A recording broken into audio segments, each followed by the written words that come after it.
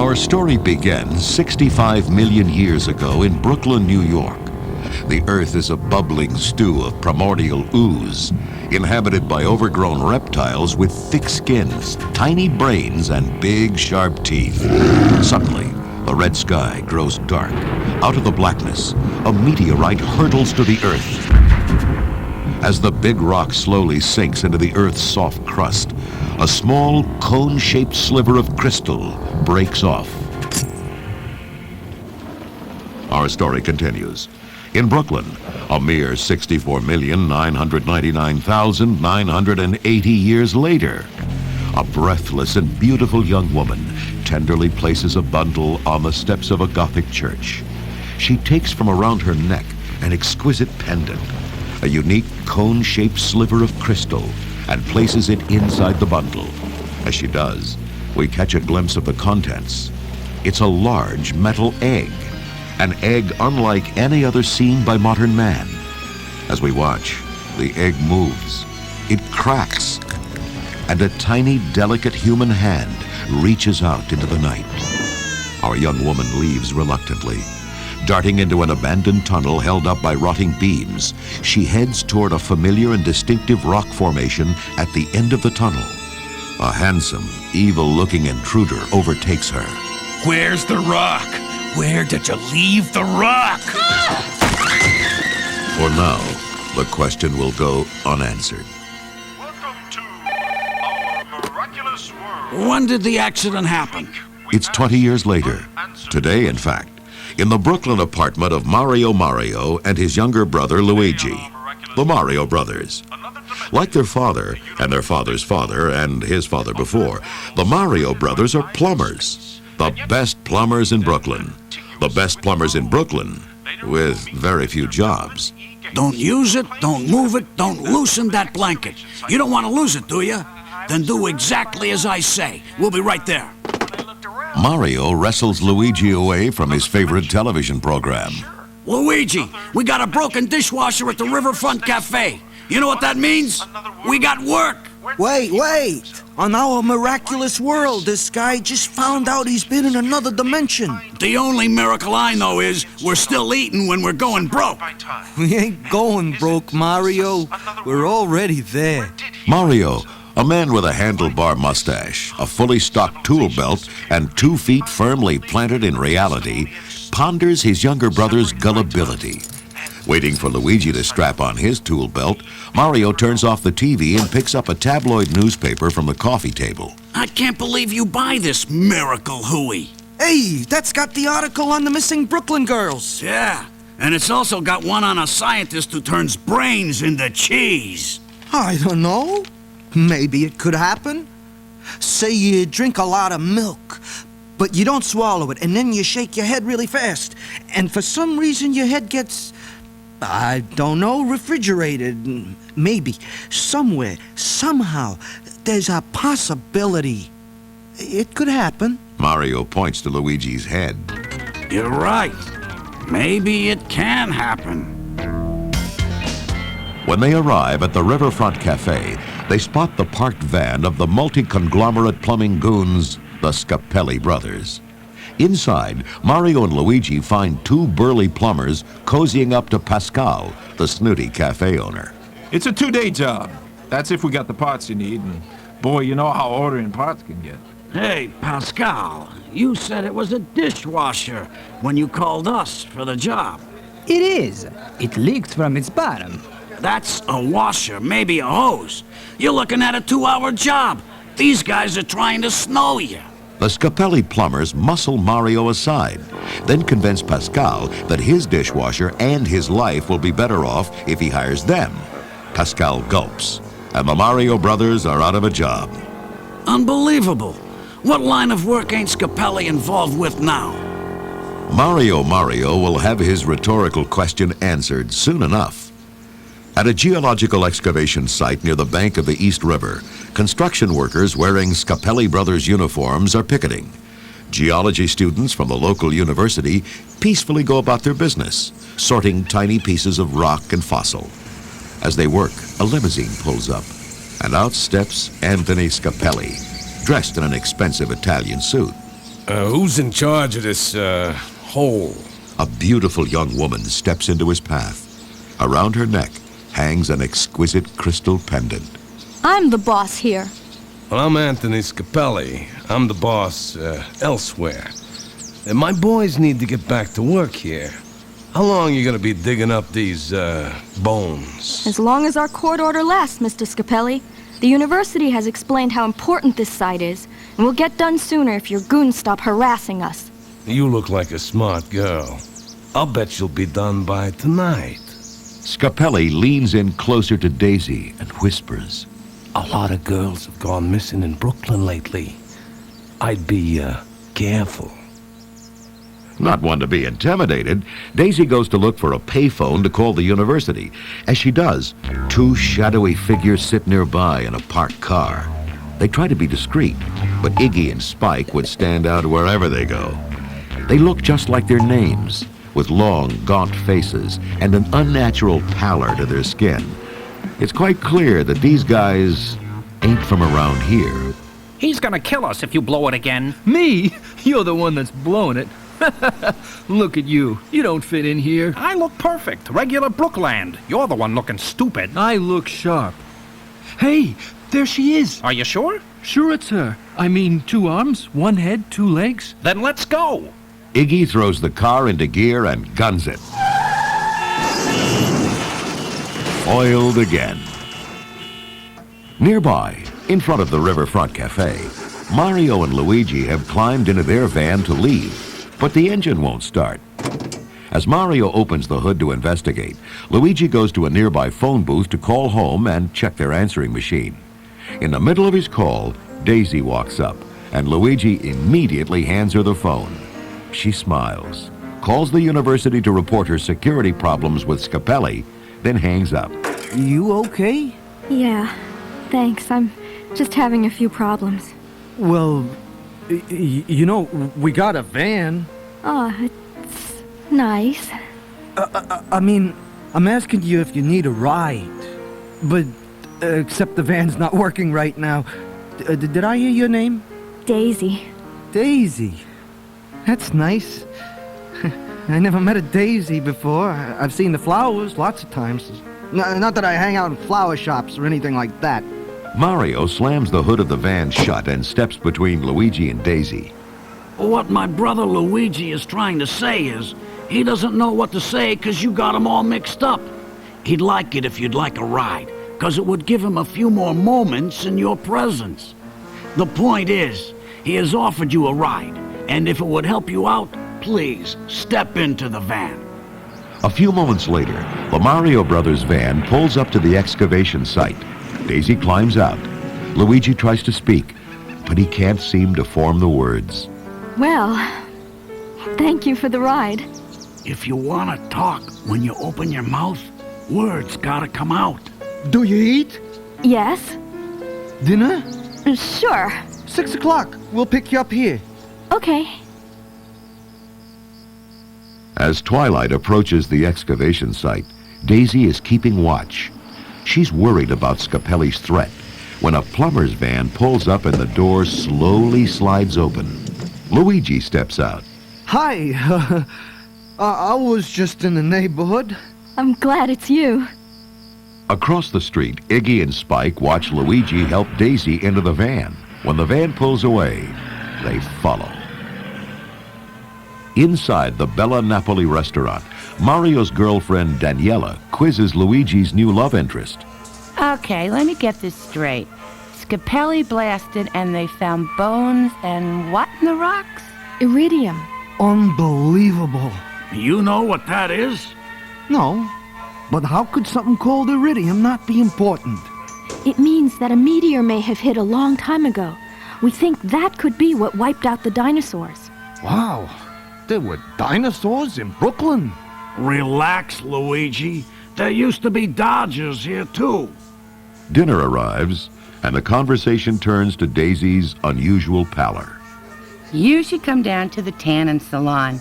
I'd get you set up for cheap. You've been spending too much time underground, honey, and I promise, no tan lines as long as you take off that incredible rock you've got there. Well, actually, I don't take it off.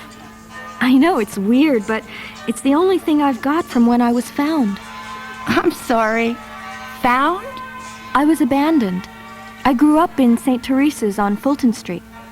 Wow. So you don't know who your mother or father are either? No. What do you mean, either?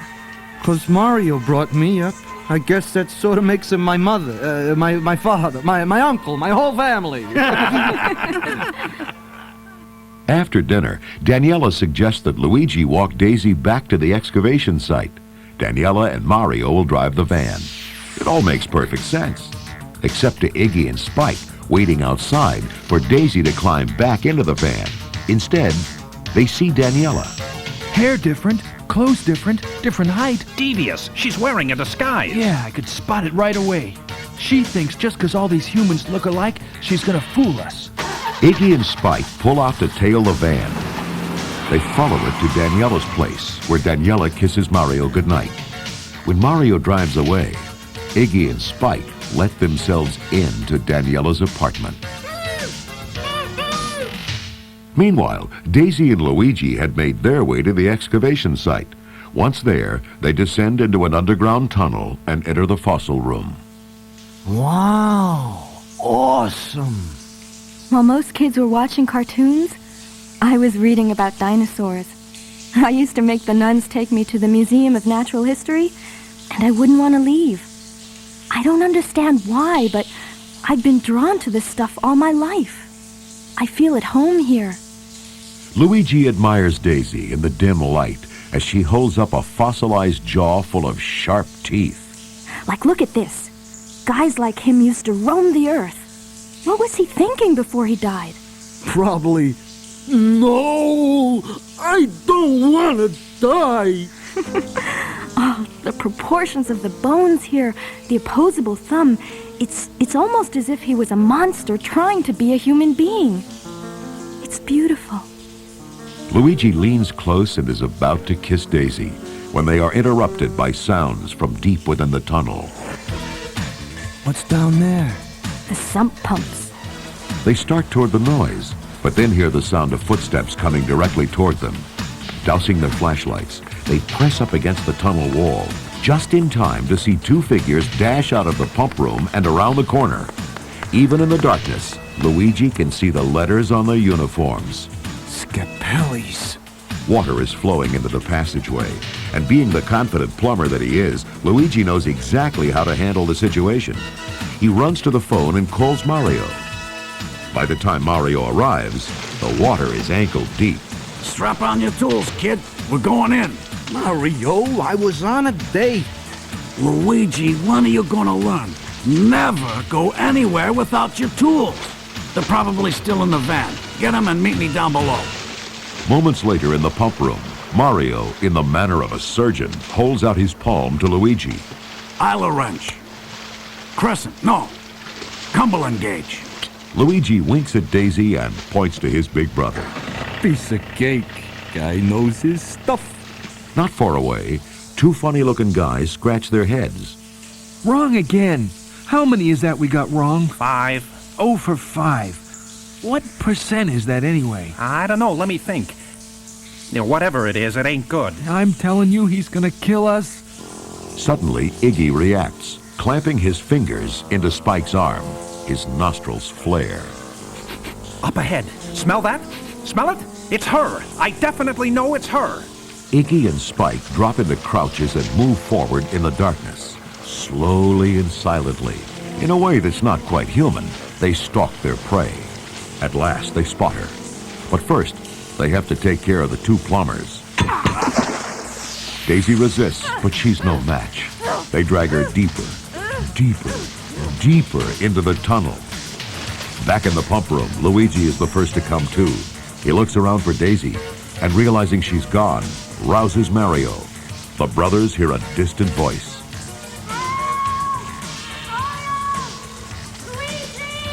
The brothers gaze in disbelief.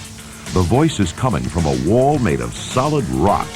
As they stare, the wall ripples, and Daisy's face appears through the surface. Without thinking, Luigi reaches for her. His hand goes right through the wall. When he pulls his hand back, it's clutching the pendant. Angrily, Luigi thumps the rock with his fist. He's sucked right in. Mario, not about to let his baby brother go unsupervised, pounds the rock. Nothing. He kicks the rock. Nothing. Close to exhaustion, he collapses against it.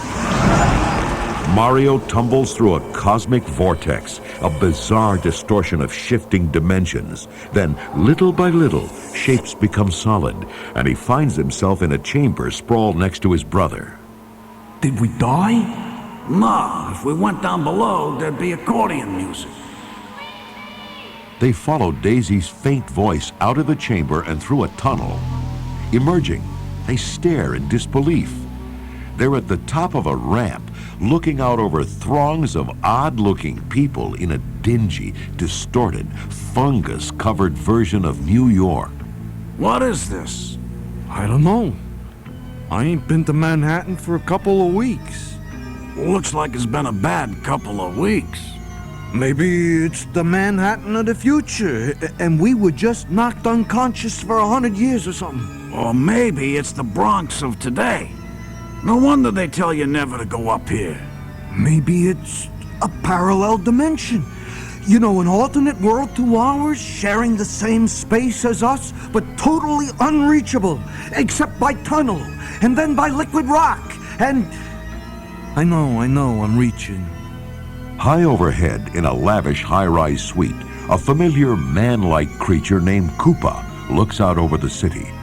His face brings to mind an unpleasant moment 20 years ago in a dark, deserted tunnel, in a showdown with a lovely young woman who met her untimely demise. Koopa was mean then, and he's even meaner now. He plots his takeover of the world, our world, with his girlfriend Lena.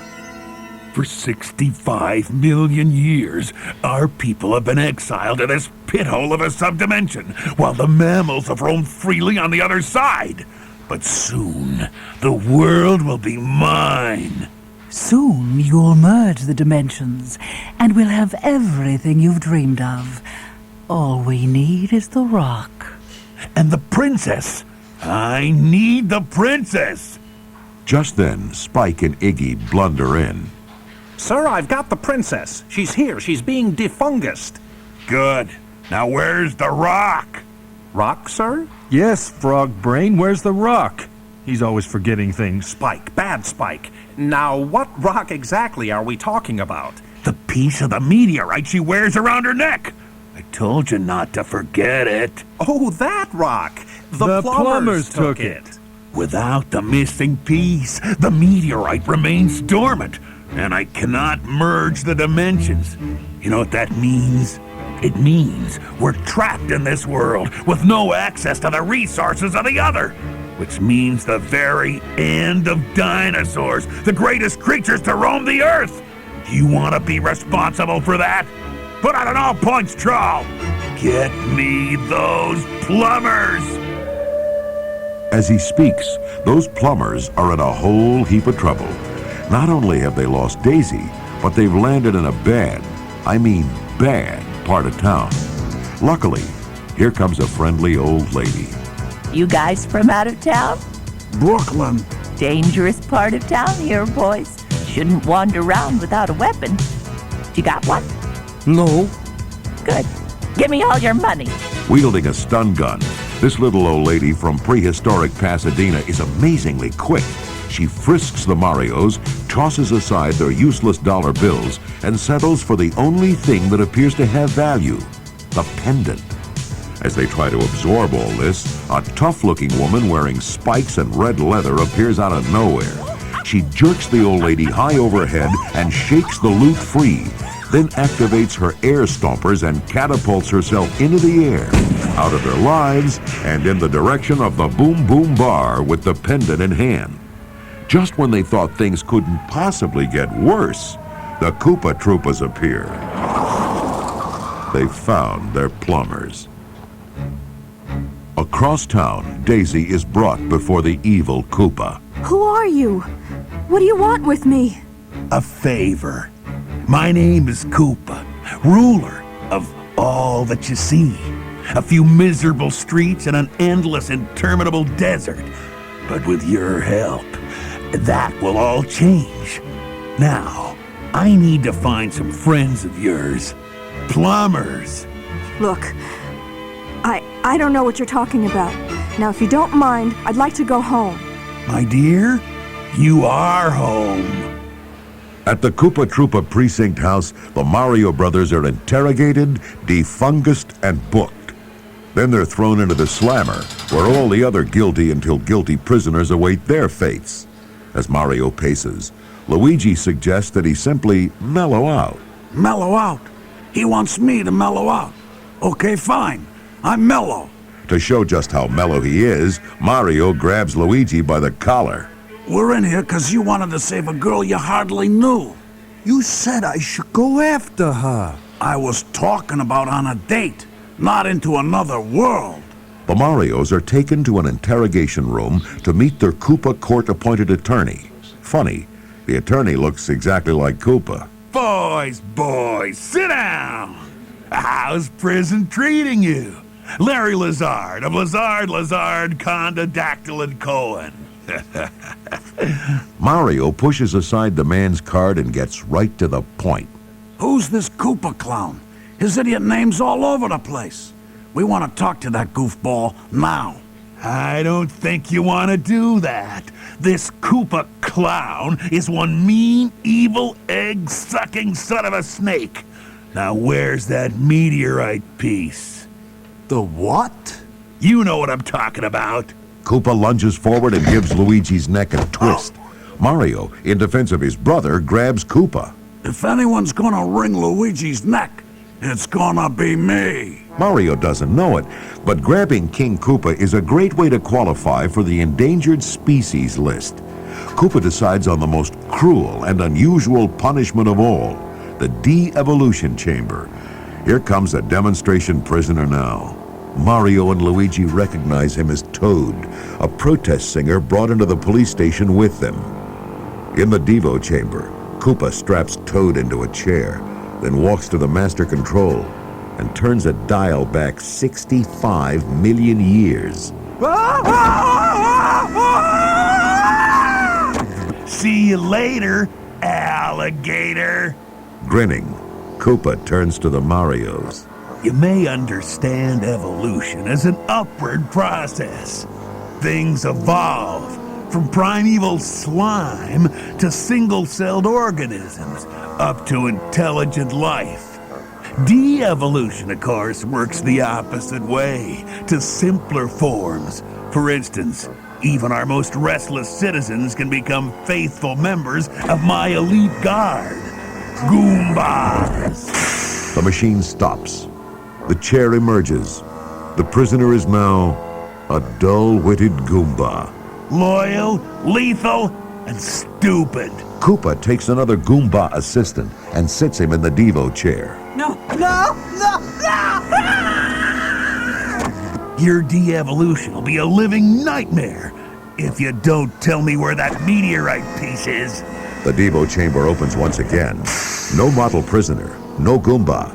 Only a shimmering green slime oozing down the chair and onto the chamber floor. One more time. The Rock?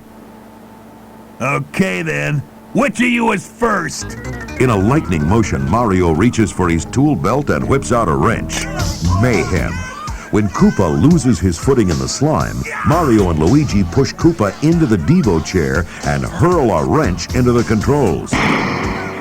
Help me! While the Troopas and Goombas rush to rescue their leader, Mario and Luigi race out of the building. Koopa emerges from the chamber intact. Or is he? As he rises from the chair, his men notice that the irises of his eyes have changed. What are you staring at? Koopa's eyes have elongated into the shape of a cat's, or a lizard. I'll kill those plumbers! But the Marios have ideas of their own. Commandeering a Koopa Troopamobile, they speed toward the outskirts of Dino Hatton. As they scan the horizon, two other Troopamobiles pull alongside, ready to open fire. But by the time they do, Mario and Luigi have slammed on the brakes. The brothers watch as the Troopas annihilate each other. Shards of Troopa-mobiles rain down like iron snowflakes. Meanwhile, Luigi is busy punching buttons on the dashboard. Alien species escaping from Metro Central. Aliens? Now we gotta deal with aliens too. Luigi, where are the aliens? They plunge into the tunnel hoping to dodge the Troopas. As they look back, neither of them sees the sign, "Danger, tunnel unfinished."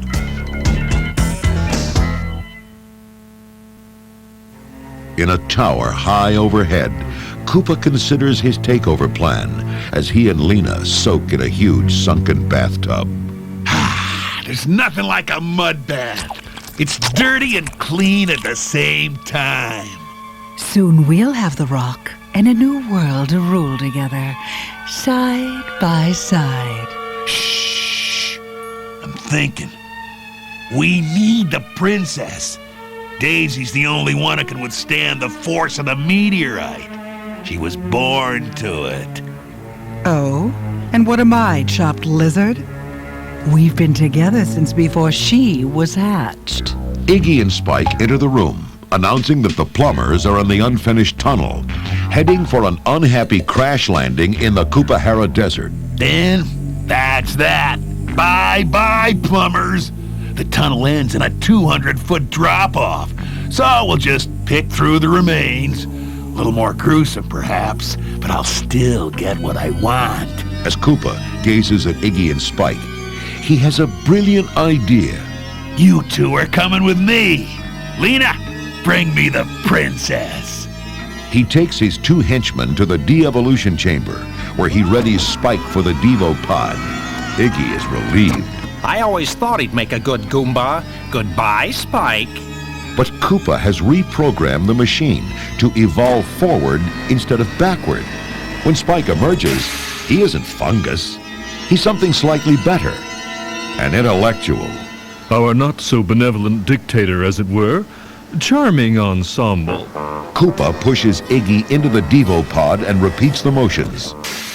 My word, I feel as though I've been transformed. Ah, Ignatius, quite an agreeable transmogrification. To the desert, both of you. Excuse me, that hardly seems logical, does it? Perhaps we should stay and help formulate strategy, tete-a-tete, inner circle, that sort of thing. Here's what seems logical to me. If you do not return with the plumbers and the rock, I shall personally kill you. Very good point. Since you put it that way. Interesting syllogism, I think. It works on numerous levels. Go! Above the Kupahara Desert, in an unfinished tunnel filled with fungus, our unknowing plumbers speed toward the free fall of their lives. I can't stop this thing, and I can't see where I'm going. This fungus is gonna kill us. Look out! Mario! We're hitting the end of the tunnel! As we watch, the brothers' car shoots out of the tunnel and into the night, trailing strands of fungus. But before it hits the ground, the fungus snaps taut and stretches like a moldy green bungee cord. Amazingly, it holds, and the car is lowered softly onto the desert sand. Just as gently, the fungus releases the car. Hey, was that superior driving skills or what? Wow. So, what is the deal with this fungus? I'm telling you, Mario, there's something going on here. I'm serious. Superior driving skills, period. Meanwhile, Lena enters the room where Daisy and Daniela are being held, along with the 4 other girls who'd been reported missing in Brooklyn. Now let me guess. Which one of you is Daisy? Ah, you have your mother's eyes, Princess Daisy. What? Come with me. Lena leads Daisy into the hallway, out of sight of the guards and other prisoners. Look, Princess, I've been hanging around Koopa as long as that rock's been hanging around your neck. It was your mother's. When Koopa took over, she smuggled it to the other side. Then she died. Just then, Koopa enters. Lena smiles her slimy smile. Oh, why, Koopa, I was just telling Daisy about her mother. She was quite an inspiration to some. What about my father? Is he alive? It depends on what you mean by living. What are you talking about? Where is he? Here and there. Stay away from me. Hey, don't fight it. You know you're different. Always searching for your past, where you belong. But you belong here. Here, now, with me. You see, you're one of us, descended from dinosaurs, destined to rule. You and I, together. Even Yoshi, Koopa's pet baby Tyrannosaurus Rex, finds this dialogue a little hard to take. He growls at Koopa, but Koopa persists, looking more reptilian by the moment. As his tongue begins to dart in and out, the door opens, and in walk Spike and Iggy. Catch you at a bad time? The plumber's vehicle is unpeopled, Unoccupied. untenanted, Uninhabited. vacant, Empty. which would lead one to believe that the plumbers are alive somewhere in the desert. Get them! If I see you or the plumbers again without the rock, I'll kill all 4 of you! Koopa stomps out of the room. Yoshi gives him a farewell growl. Then he happily sidles up to Daisy and flops over, waiting to be petted. In the Koopa-Hara desert, Mario and Luigi wander aimlessly, arguing about whose fault it is that they're stranded, when suddenly a dune buggy carrying Iggy and Spike comes bounding over a nearby hill and crash lands at their feet. The occupants are dazed. It's those creeps who stole Daisy! When Spike and Iggy come to, they're upset to see that they've been tied together with drain snakes. Ruffian! Hoodlum! Hooligan, brigand, picaroon. We're plumbers. Now start talking or I'll break your elbow joints. Scallywag, herbivore. Luigi raises his wrench. Where's Daisy? Tell us. She's in the tower, in the Goomba barracks with the others of similar fates. All right, take us to her. It's irremediable. Koopa won't let us back in without her little rock. Wait, that thing she wore? The meteorite piece. It chipped off on impact 65 million years ago, causing the harmonic divergence between our dimensions. When it's put back into place, the dimensions will reunite. Then Koopa can invade. Your world will be overrun by Goombas. I don't get it. Why doesn't he just come through like you clowns did? The gateway? Too dangerous, too small, and it's been sealed for years until now, until something on your side must have blasted it open again. Scapelli. We gotta find this rock thing and get Daisy. Yeah, and you 2 creeps are gonna help us, aren't you? With our new evolutionarily enhanced brains, it does seem the right course of action. The foursome set off into the night in search of Big Bertha, the spiky, red-leathered babe they last saw headed for the Boom Boom Bar. On the way, Spike and Iggy get misty-eyed as they recall life before Koopa, under the velvet glove of the Philosopher King, Daisy's father. And you put up with this now? Actually, we never really thought about it. But now, come to think of it, it has become a rather cruel, oppressive place, has it not? When they arrive at the Boom Boom Bar, Mario and Luigi check their tool belts at the door, while Spike and Iggy saunter up to the bar to plot their coup attempt. Nobody seems to notice that the hat check girl has dialed 411 and is whispering into the phone. Hi. You were looking for the plumbers? Well, I think I spotted them. Across the room, Mario spots a familiar face. He approaches Bertha. Name's Mario. I'm your main man, your Ramadan, your can of spam. Please, hit me again. I've never seen such fluidity of form, such grace. The way your lip curled in that sensual snarl as you rocked back your fist. The way your knuckles tenderly crunched when you brought them smashing into my face. Bingo! She grins and hustles Mario onto the dance floor, where he manages to maneuver the pendant from around her neck. As he tries to sneak away, Lena arrives with the Goombas, just in time to see the crowd trying the latest craze, the dactyl. It goes something like this. Leap, duck, swerve, duck, leap. Mario and Luigi give it a try, tossing the pendant back and forth. But one toss is low and offline. As Mario dives for the pendant, Lena's sharp heel comes down on his hand. She grabs the pendant. Mario grabs Luigi. The Goombas grab their guns. As the Mario brothers duck and swerve toward the exit, they notice they're not alone. The big babe, Bertha, is in love and wants to help Mario escape. She unveils her secret escape plan. Air stompers. How do they work? Bertha helps Mario strap them on and shows Luigi how to load the cartridges. She plants a big kiss on her Ramadam man, then the brothers stomp down. They rocket upward and outward through the skylight, onto the roof of the Boom Boom Bar, and off into the night. Lena, meanwhile, returns to Koopa with her prize, along with 2 prisoners, Spike and Iggy. You'll be interested to know that these 2 were at the Boom Boom Bar preaching your overthrow. Really? I'm very disappointed in you, cousins. Fascist. Oppressor of the proletariat. I have something else for you. Not now. I have saboteurs in the tower. I still have no meteorite piece, and I'm about to lose everything. It's important. We need to talk. Does it have to do with you? With us? Oh, yes. Most definitely. And type up a memo and submit it through the proper channels. Seething, Lena opens her fist and stares at the pendant. She hesitates a moment, then shoves past a Goomba and hurries off. Moments later, she confronts Daisy, while Yoshi watches from the shadows of the cell. Lena pulls a long silver pin from behind her. Hello, and goodbye. Lena lunges for Daisy's neck, but Yoshi is faster. His long tongue wraps around Lena's ankle and pulls her down, knocking her unconscious. Daisy escapes into the hallway just in time to confront a squad of Goombas with Spike and Iggy. To her surprise, Koopa's 2 henchmen block the Goombas and help her escape. Once out of danger, they explain. Princess Daisy, we are your loyalist supporters. We've been on your father's side since his demise. They take her to the Devo chamber, where Spike approaches a slimy, but somehow regal cone of fungus.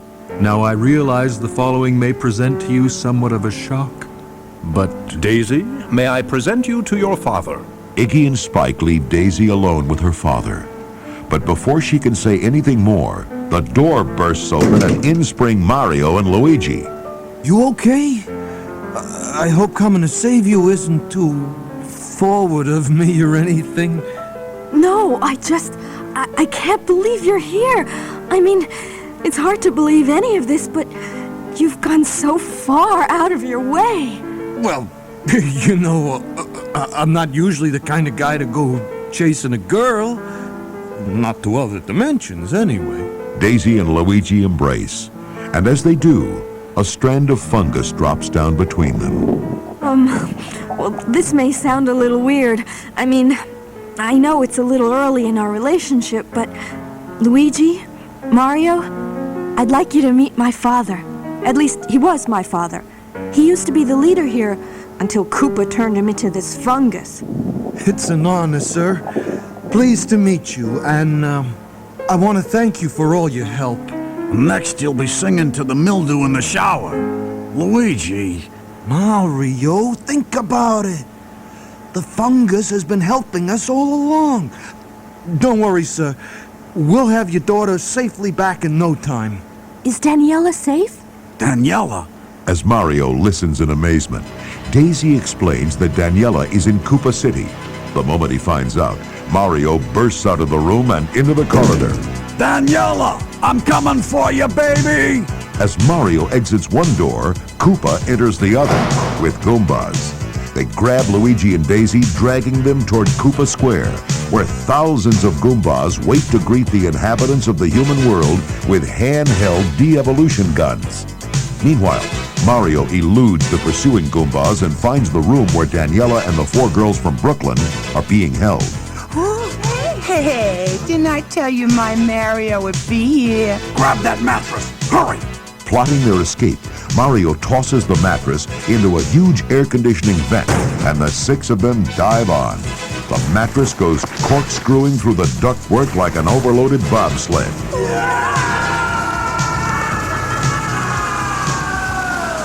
Outside, Koopa has arrived at the square with Daisy and Luigi in tow. With satisfaction, he surveys the Goombas and their Devo guns, ready to carry out his diabolical plan. Just then, a Koopa Troopa approaches carrying a semi-conscious Lena and the crystal pendant.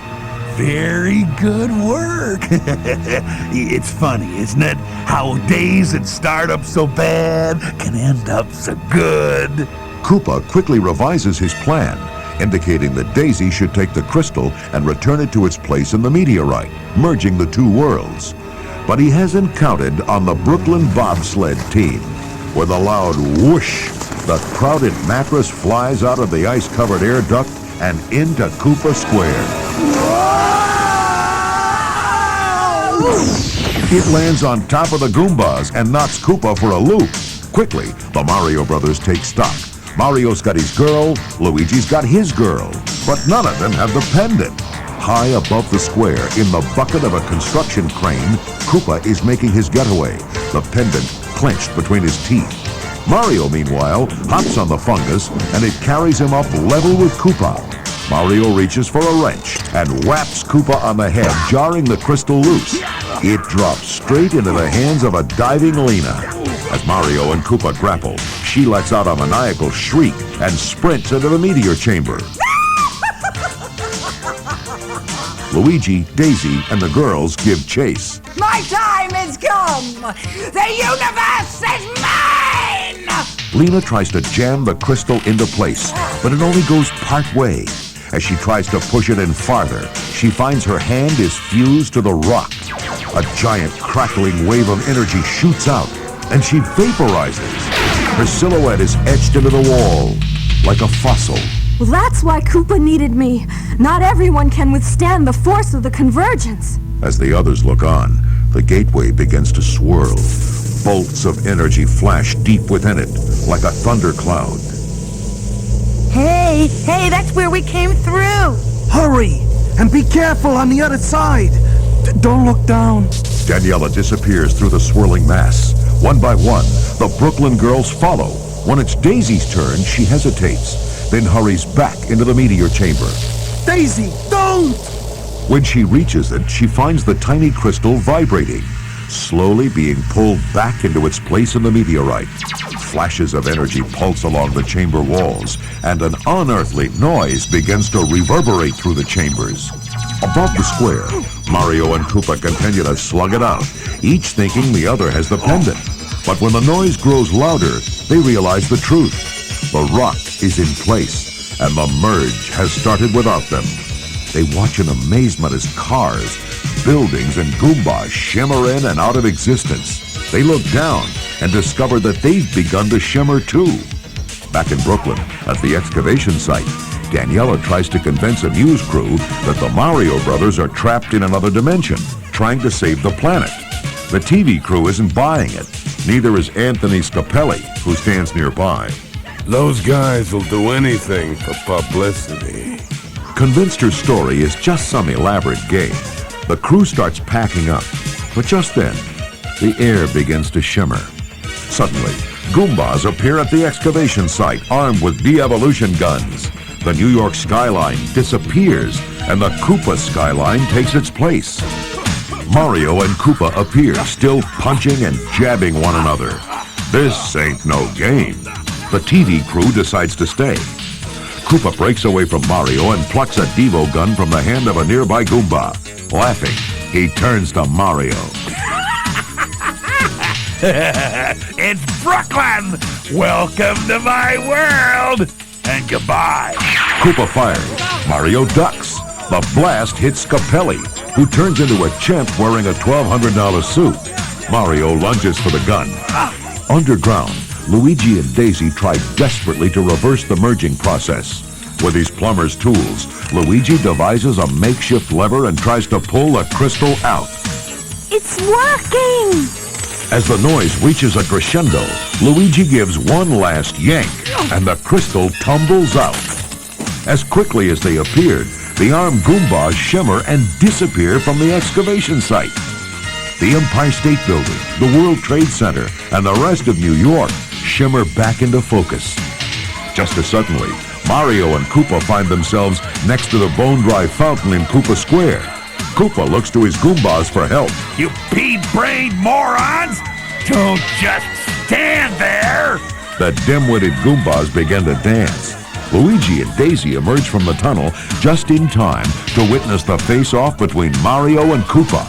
Luigi taps two grooving Goombas on the shoulders and politely takes their Devo guns. He tosses one to his big brother. Mario! Mario levels the gun at Koopa and fires. Zapped by the de-evolution beam, Koopa twitches and trembles. See you later, alligator! The crowd grows silent. The Goombas stop dancing. Everyone looks up as Koopa contorts and falls back into the bucket of the crane. Then suddenly, a very angry Tyrannosaurus Rex rises in his place. Mario and Luigi fire again, and again, and again. Jolted by the beams, the T-Rex begins to shrink and change from lizard to slime. Then, a huge glob of slime oozes from the bucket and splatters into the street. The fungus that used to be king seems to wave, then disappears through the cracks of the dry fountain. Suddenly, the fountain springs to life with fresh, crystal clear water. The dry, parched earth in Koopa Square turns lush, covered with grass and sweet-smelling flowers. Luigi turns to Daisy. Come on, let's get home. I can't. I can't go yet. What do you mean? Daisy, you know how I feel about you, even if I don't really say it exactly right. I want to show you. I want to be with you. Look, what she's trying to say is, she loves you. But she's got to stay here until she really knows where she belongs. And if you love her, you'll understand. And you'll leave now before your brother strangles you. Luigi kisses Daisy for the first time, and possibly the last. Then, each goes back to their own separate world.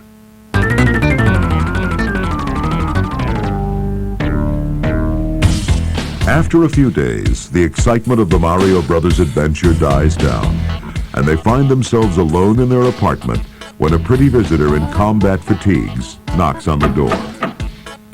Daisy! You're not gonna believe this. I believe! The plumbers strap on their tool belts. Look out, foes of Daisy. The Super Mario Brothers are on their way.